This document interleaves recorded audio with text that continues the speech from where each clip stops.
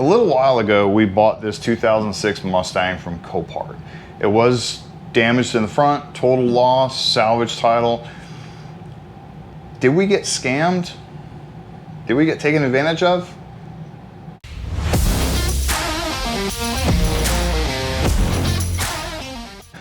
We did a video a little while ago about the first time buyer's experience with Copart. It was actually not bad. The video, however, did pretty good for us. It was 250. I think it's one of our most popular videos. A lot of people liked it because it answered a lot of questions that nobody knew, that nobody answered from the other videos I've seen. There is two things, however, that people talked about. The biggest two things are the Copart scam, where they dress up the vehicle and make it look better than it is and don't show all the damage. The other one is all the fees that you pay for that turns this car, which we bought for $650, into a $5,000 vehicle. Let's talk about the money portion first. Now, we bought this vehicle from Georgia. I do have the list. I'm not going to go through the prices themselves, but I will tell you what the fees that we paid, what the title or the name of the fees that we paid are. Get my phone open. Here we go. So in the list, I'm going to go from the top to the bottom. The sales price, obviously what you bought the vehicle from. You do have a environmental fee. You have a buyer's fee. You have a virtual bid fee, the gate, then you have the sales tax.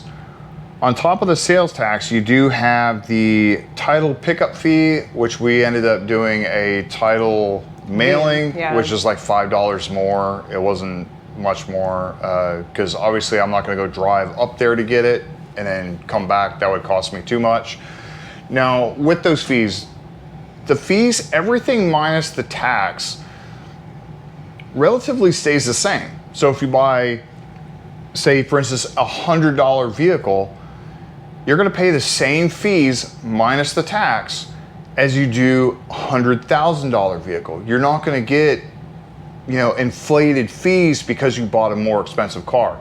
So technically, yes, if you bought a car for $100, you could legitimately pay 3 times the amount you bought the car for in fees.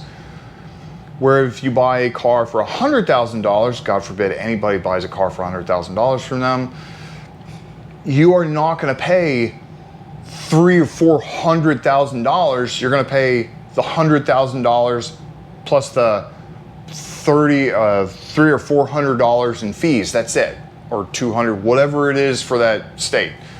You're not going to pay a huge amount for the fees. There is a way you can check to see what the fees are. If you go down to where you bid, you'll see underneath the bottom of that bid section, I'll put a picture up here of it, there is a calculated fees. When you click on that, you click on the bid you want to bid on. Say for instance, you're willing to pay $1,000 for a vehicle. You can click on that, put in $1,000, calculate total, and it will show you what you'll pay overall. It won't tell you what fees, what they're broken down as, but it will tell you an estimated value or an estimated cost of what that vehicle is going to be at the end of it. We knew at the start what we were going to pay. It wasn't a surprise. It was not $5,000. It wasn't even $1,000. We paid $650. We paid just a little bit more for all the fees, and then that's it. Tax and crap like that. That's the government thing. So whatever the tax you pay on, whether it be $100 or $100,000, depending on what state you get it from, you pay that tax. Just like buying a brand new car or a used car, you're going to pay tax on the vehicle. Now let's go to the dressing up the vehicle to make it look better so you will bid more. Well, they don't do that. Whoever bids on a vehicle that is going to be substantial amount, again, we paid $650 for it. We weren't going to go looking at it because I didn't care. I knew most of the vehicle I was going to scrap anyways. Interior, most of the stuff we could figure out. we weren't worried about going and taking a look at it because that would have cost us more than the vehicle's worth to go up there for a day, come down here, miss work, stuff like that. Now, if you live locally, go look at it. We didn't. We bought it from Georgia. It would have taken us a day there, a day back. Again, 2 days missed work is the cost of the car itself. They take a number of pictures, and that's it. And there's always a set sequence. Yeah, it's The four corners, the front to back, the odometer, the interior, the engine, and the VIN plate.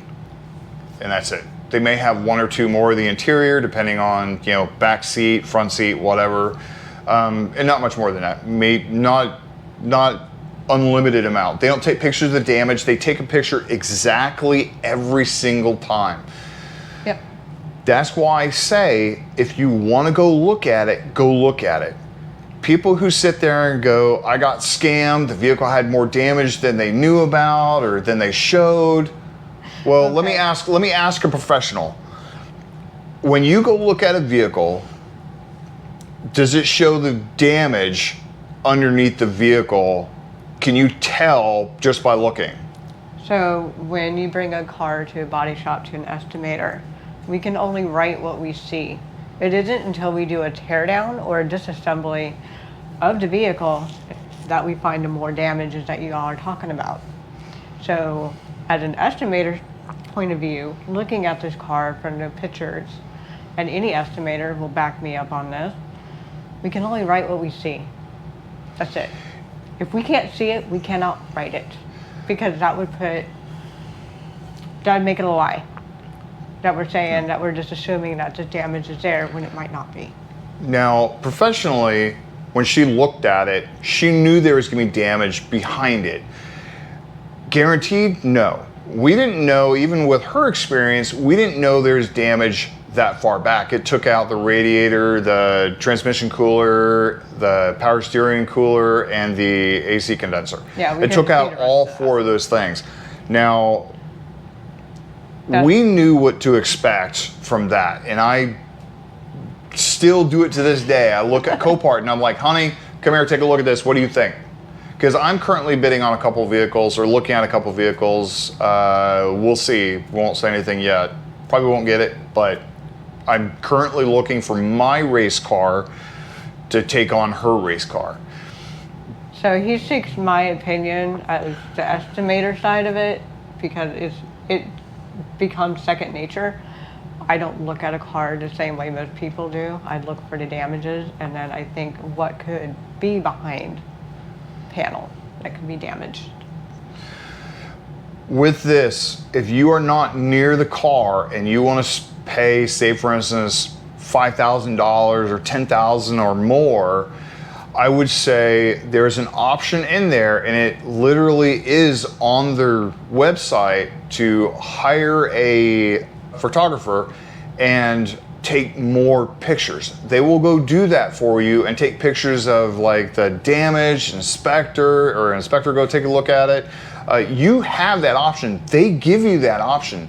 If you chose not to do that and then get the vehicle and realized, shit, my freaking wheels are completely screwed up and all this other stuff, and I didn't know that, well, that's not on Copart, that's on you, because you didn't take the option to go look at it. Now, even with that option of hiring a photographer to get additional photos, there's always a possibility there's going to be more damages when you get into the car and start tearing it apart. Because they can't tear it apart for you. Yeah, they can't tear it apart there to show you what's damaged beyond it.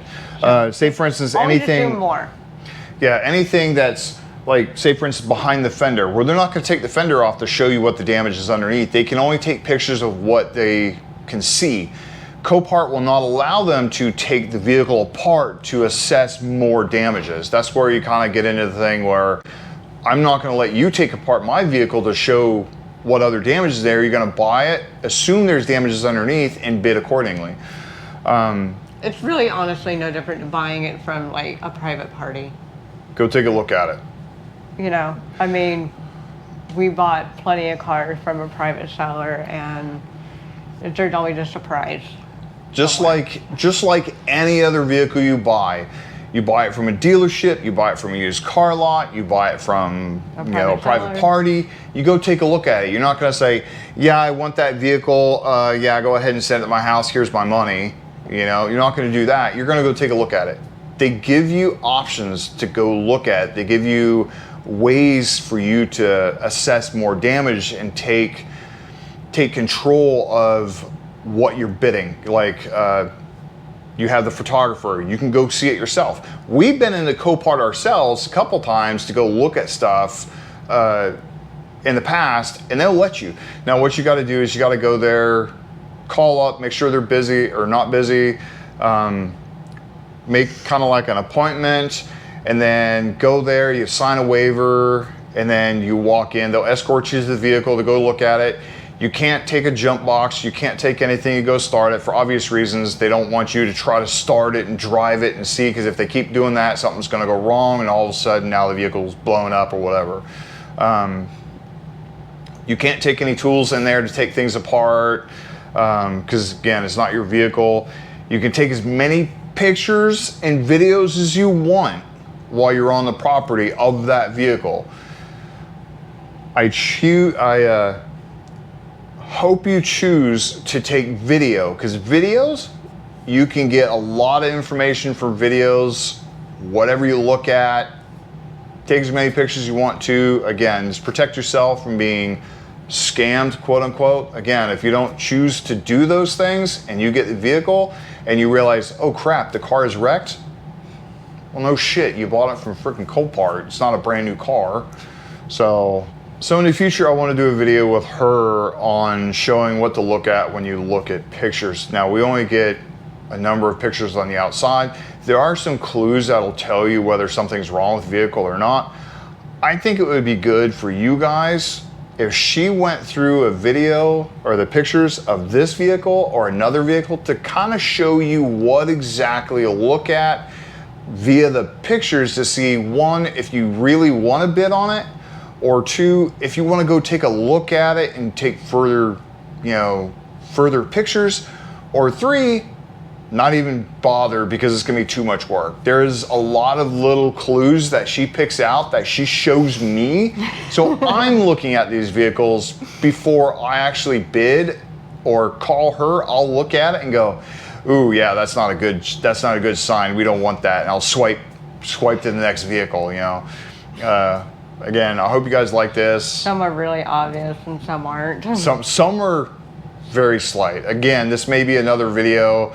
If you guys are interested, leave a comment. You want to see that, what to look for Copart or any other damaged vehicle, to assess further damage without going and taking a look at it. If you don't want to waste your time on a vehicle that's obviously further damage than is repairable on a normal basis, like us in our garage, please leave a comment down below.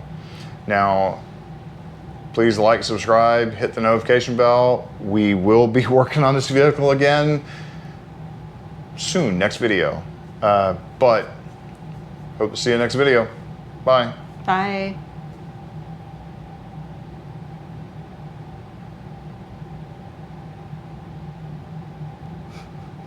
You moved.